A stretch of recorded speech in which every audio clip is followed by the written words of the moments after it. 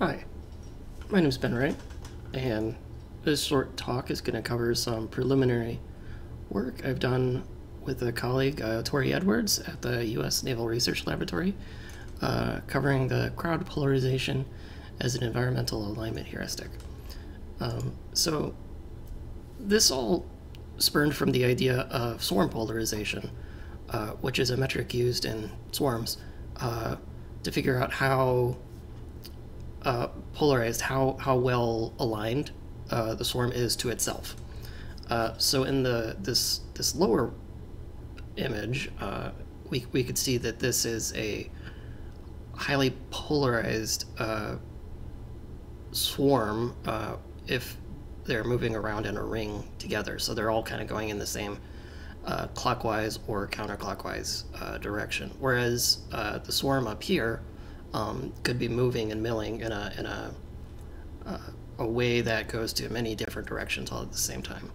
And so with this concept of swarm polarization, we were interested and curious what it would look like if we started to do some calculations of this based on how humans work in certain areas. And so with that, we had access to a certain data set, the Stanford drone data set here, which has taken a lot of drone video across multiple areas of the Stanford campus, and then analyzed and annotated that data such that it keeps track of pedestrians, people on bicycles, skateboarders, a number of cars and golf carts, and many different ways of transport.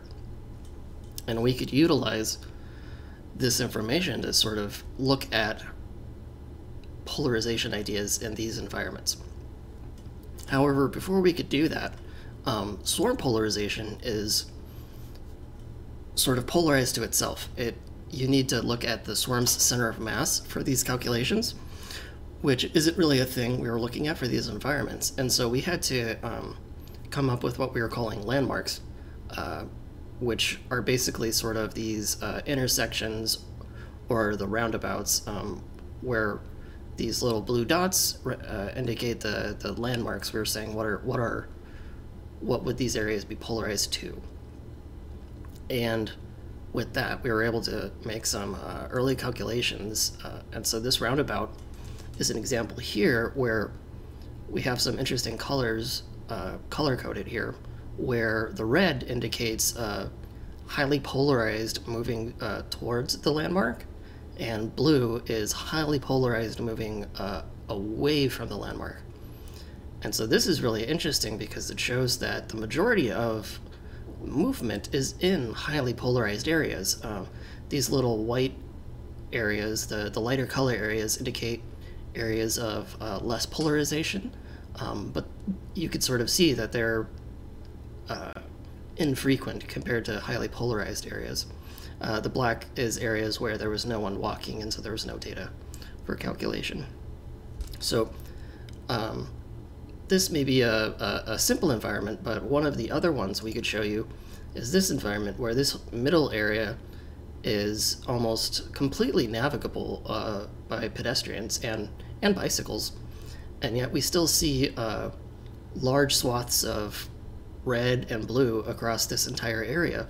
So we know it is still polarized for people, even though there are more areas of less polarization. However, reds and blues go across the entire area. And so this is a really interesting preliminary results for us that we hope to utilize in the future and definitely develop more, such that we can use this information as heuristics for path planners to develop more what we were calling natural paths for environments.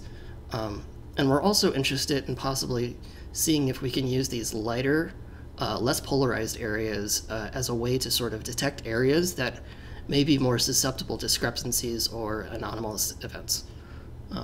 And with that, I think my time is about over, so thank you. I look forward to any questions or discussions. Feel free to email me if you have any thoughts or discussion points. Thanks.